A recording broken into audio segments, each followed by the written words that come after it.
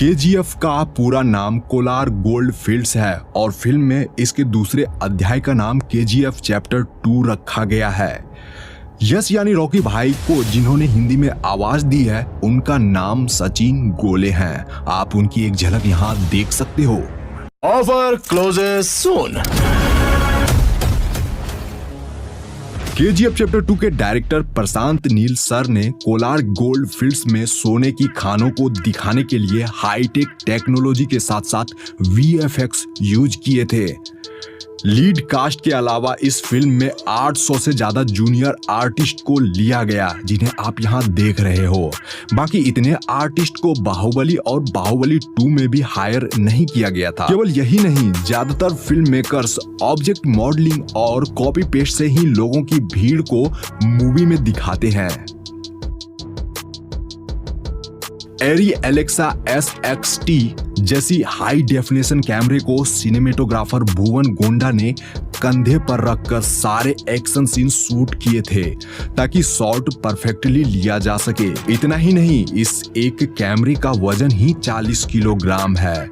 वैसे इस फिल्म में 150 से ज्यादा कैमरे यूज हुए हैं जिन्हें डिफरेंट एंगल दिखाने के लिए इस्तेमाल किया गया था। मैं आपको बता दूं कि भुवन गोंडा सर डायरेक्टर साहब के पसंदीदा सिनेमेटोग्राफर हैं। उन्होंने केजीएफ चैप्टर 1 को बनाया था। इसके अलावा प्रभास के साथ उनकी अगली फिल्म सालार में भी भुवन गोंडा ही सिनेमेटोग्राफर हैं। फिल्म के कॉस्ट्यूम डिजाइनर नवीन सेट्टी है। इनके अलावा योगी जी राज भी थे। आप उन्हें और उनकी टीम को कलाकारों को कॉस्ट्यूम पहनाते हुए देख रहे हो। यहाँ उनके द्वारा अधीरा यानी संजय दत्त को तैयार किया जा रहा है। मैं आपको बता दूं कि उनके सूट का वजन यानी अधीरा के सूट का वजन ही 25 किलोग्राम था, जिसमें लेदर, कॉटन, जूट इत्यादि यूज किए गए हैं उस कपड़े को बनाने में। श्रीनिधि शेट्टी और यश का कॉस्ट्यूम डिजाइन सानिया सरधारिया ने किया है। उन्होंने लीड कास्ट को मॉडर्न और रेट्रो लुक बखूबी और पूरे परफेक्शन के साथ दिया था, तभी तो इस फिल्म के लुक से लेकर स्टाइल तक फेमस हो गए हैं। वैसे तो फिल्मों में कार चेजिंग सीक्वेंस को वीएफएक्स स्टूडियो में ही शूट करके दिखाया जाता है, बट इस फिल्म में ओरिजिनलिटी का पूरा ध्यान रखा गया था। यहाँ पर आप जिस कार को देख रहे हो जिसमें कि रॉकी रीना को बचाने जाता है, दरअसल यह फोर्ड मुस्तांग 1969 है जो कि काफी महंगी कार है। मुख्यतः केजीएफ चैप्टर 2 फिल्म की शूटिंग कोलार गोल्ड फील्ड्स के अलावा बेंगलुरु, हैदराबाद और मैसूर में शूट किया गया है, जिसके बारे में आप आगे जानोगे। वैसे तो मूवी में कोलार गोल्ड फील्ड्स के कुछ ही डिस्टेंस पर रॉकी का रॉयल प्लेस था, बट असल में उनके घर को दिखाया जो गया है वह लोकेशन हैदराबाद के ताज फलकनुमा पैलेस का है। बट फिल्म में हमें ये दोनों चीज एडिटिंग के जरिए एक साथ यानी अगल बगल में दिखाई गई थी। मूवी का यह सीन उस समय का है जब रॉकी को देखकर लगता है कि वह अब सब कुछ हार चुका है, बट वह इनायत अली से डील करने दुबई चला जाता है। तो वहां जो बीच वाली लोकेशन पर यह वाली शूटिंग आप देख रहे हो वह एक्चुअली इंडिया का ही लोकेशन है। कर्नाटक के पाडुकेरे बीच के मलपे में इस वाले सीक्वेंस की शूटिंग हुई थी। अब क्लाइमेक्स के इस सीन को देखिए। आपको क्या लगता है कि क्लाइमेक्स बनाना कितना डिफिकल्ट होगा? फिल्म मेकर्स ने अपने टोटल बजट का 15% हिस्सा क्लाइमेक्स के लिए ही बचा कर रखा था, यानी सिर्फ क्लाइमेक्स पर ही 12 करोड़ रुपए खर्च कर दिए गए थे। एंड लास्ट वाला फाइटिंग सीन है जहां पर अधीरा और रॉकी को लड़ते हुए दिखाया गया है, जो कि काफी दमदार फाइटिंग सीक्वेंस में से एक है। तो इस जगह पर दोनों ने दमदार फाइटिंग तो करी है, बट जानकर आपको अच्छा लगेगा कि इस एक्शन सीन के लिए ना तो यश और ना ही संजय दत्त ने कोई डबल बॉडी इस्तेमाल किया है, यानी कि यहाँ कोई भी डबल बॉडी नहीं है। ब्यूटी पेजेंट श्रीनिधि जी, जिन्होंने इस फिल्म में रीना का किरदार निभाया है, जो कि रॉकी की वाइफ रहती है, यहाँ उन्हें आप बिहाइंड द सीन में देख रहे हो, वो अपने शॉट को खुद से देख भी रही है एंड वो काफी अच्छा फील कर रही है। और यह क्लिप होली का है। वह और उनकी टीम यानी केजीएफ टीम ने इस साल सेट पर ही होली खेला था। उन्हें गुलाल लगे हुए आप देख रहे हो। एंड मैं आपको बता दूं कि श्रीनिधि जी इस फिल्म के लिए यानी केजीएफ फिल्म के लिए बड़ी बड़ी 7 फिल्मों का ऑफर अब तक ठुकरा चुकी है ताकि वह रॉकी के साथ स्क्रीन शेयर कर सके। क्लाइमेक्स का यह धांसू सीन है जिसके शॉट्स और रील आजकल खूब वायरल हो रहे हैं। यह सीन फिल्म में आपको कुछ ऐसे दिखाया गया था।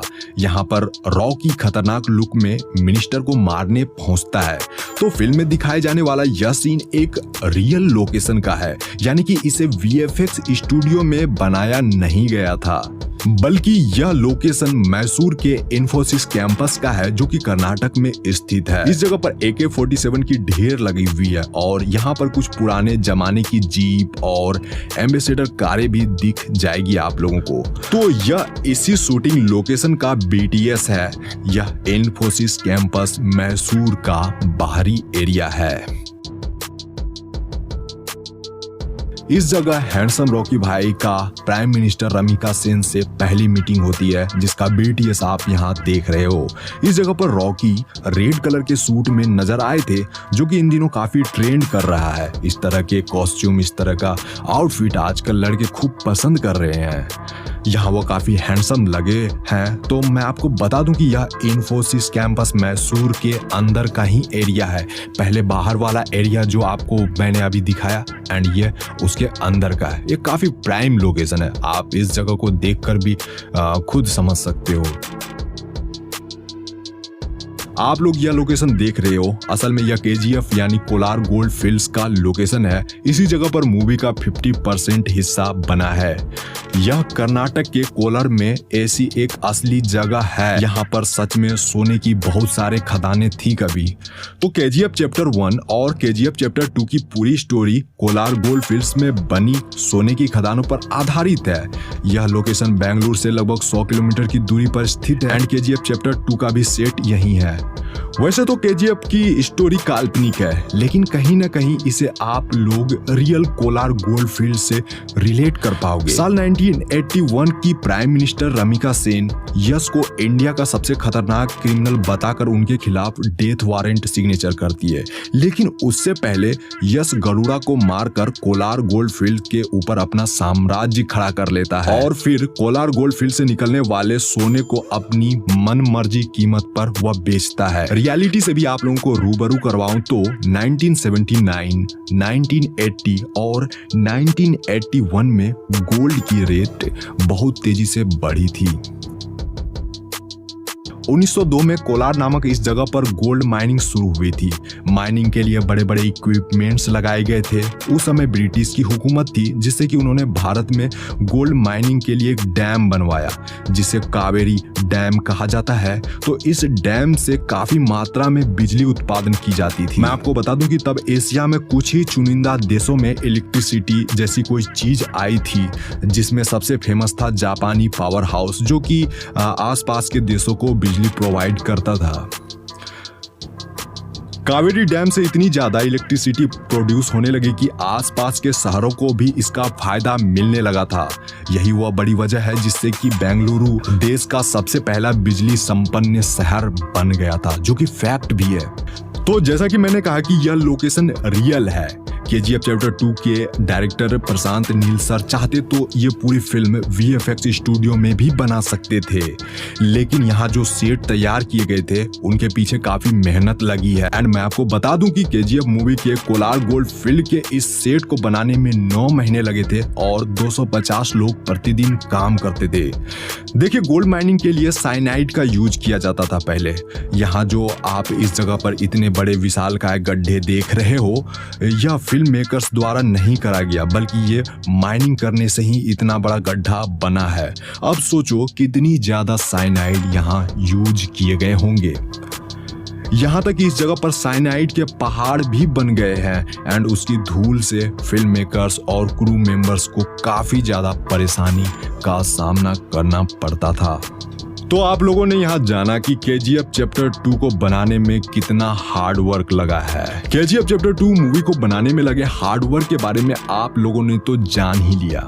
ज्यादा से ज्यादा आप लोग शेयर करो ताकि और भी लोगों को पता चल सके कि ये फिल्म कितनी मुश्किलों से बनी है। Thanks for watching. मिलते हैं एक शानदार वीडियो में। अपना ख्याल रखिए। Take care. Bye bye.